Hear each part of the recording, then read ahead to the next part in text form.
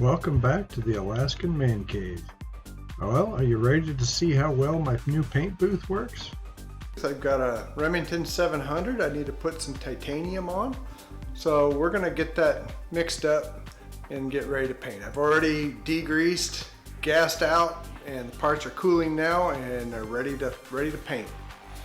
So I'm gonna mix up some paint and we'll try out this new booth. Let me show you something I've added to the booth since our last video. I added this cobalt track system and this shelf. Later in the video you'll see where I added a hanger onto the track system for my paint gun. Alright, for this project I'm going to mix up about 36 milliliters of titanium.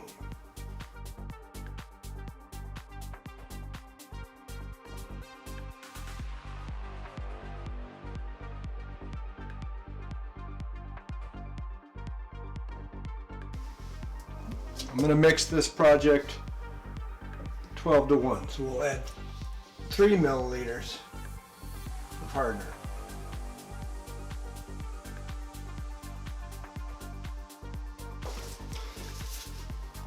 Okay, we'll shake this up real good and we'll be ready to paint. I should mention with titanium, this color requires a 100 mesh filter prior to paint.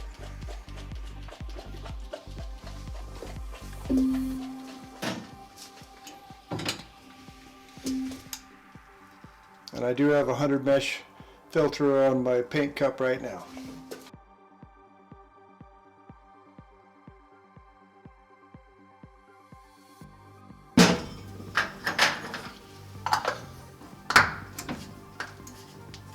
Let's turn the booth on and then we'll set the spray pattern for the gun.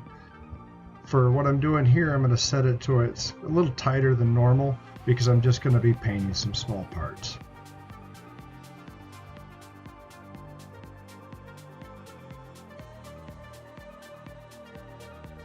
Again, the parts I have on my hanger, I paint them one time, flash cure them in the oven, and then I turn them a little bit in the clamps and paint them again.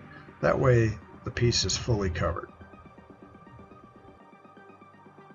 Anytime you have parts that you have trouble hanging, you can always use a clamp, a magnet, but you'll have to paint them 2 times because everywhere something is in contact with the part, it won't have paint on. So you'll have to flash cure it, move the magnet, clamp, or whatever, and then paint it again. While I flash cure these parts in the oven, I'll start working on painting all the other small parts of this gun. So far, I really like the way this booth is working out. It's doing a great job sucking away all the fumes and overspray. One of the things I do see that I need to start working on is a better hanging system. All I did is put this eye bolt through the support there in the ceiling and the roof of the booth. And it works good, but I would like to have a few other options when it comes to painting some more of the irregular parts. It would definitely be nice to have something to hang the parts on that are a little lower from time to time. And something that's kind of rigid mounted, so when I want to twist and turn the part around with the swivel, it would just be a little bit more convenient.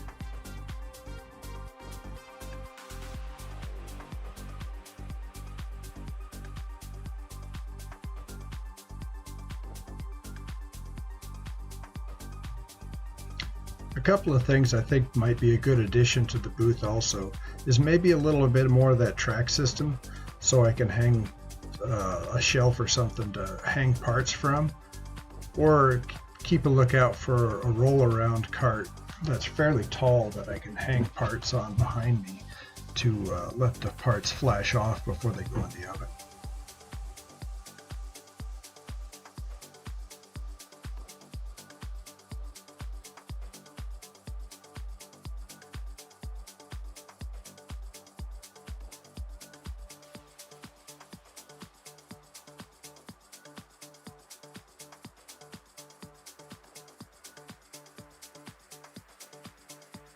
if you paid attention at the very beginning and saw the color of the filters in the booth, and you look at them now as this video progresses, you can really see the overspray getting caught up in the filters. So it shows just how well the filters sucking up the fumes, regardless of the few 100 CFM short I was with my fan.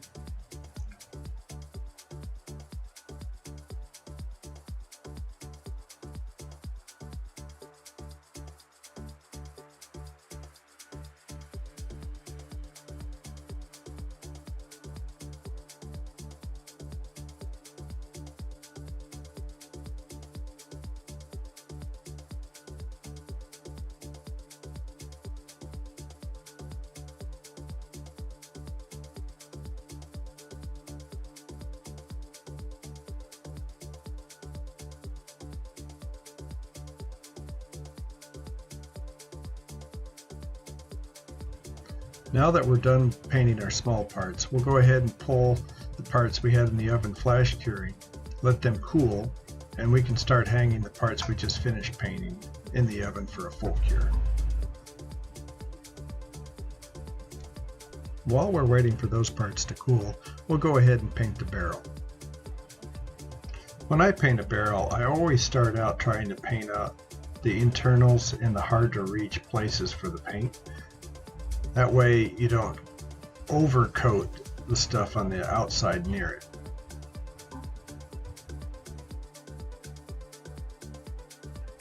After finished painting all the hard spots on the receiver, there's another hard spot that you can easily forget, and that's the end of the barrel. So you got to make sure you get the right angle so you can actually get a good coat of paint on the end of that barrel.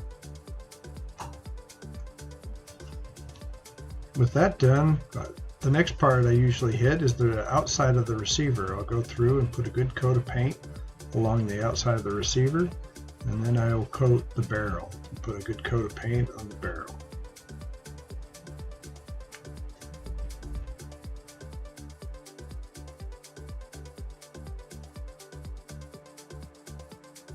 Once I'm finished coating each section, I'll go through and I'll spray from top to bottom one last coat to make sure I have a nice even sheen over the entire rifle.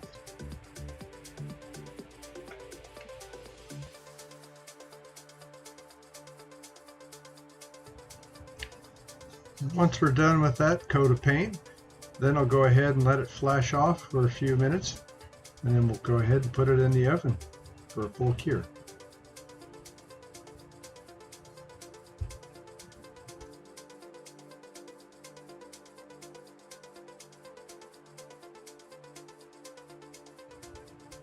Let's take a final look at the filters. Just look how much paint they picked up, and that was just one paint job. So this booth is working outstanding, and it's great to have it there to suck out the fumes while I'm working in the acetone cleaning out my gun parts. Super happy with the way this turned out. Well, the rifle in titanium came out really nice. But what worked even better is the paint booth. Man, it was so nice. There's no odor left in my shop. I'm really glad that this project worked out as good as it did, and I have a really nice functional paint booth. But most of all, I'm glad it's finished. Well, altogether, this paint booth cost about $800, and I was able to find just about everything locally. The only thing I had to order was the fan. Well, that's not too bad considering it would cost about $2,500 to buy one, and it costs another $1,000 to $1,500 to get it shipped to my location. Thanks again for watching, and we'll see you next time on the Alaskan Man Cave.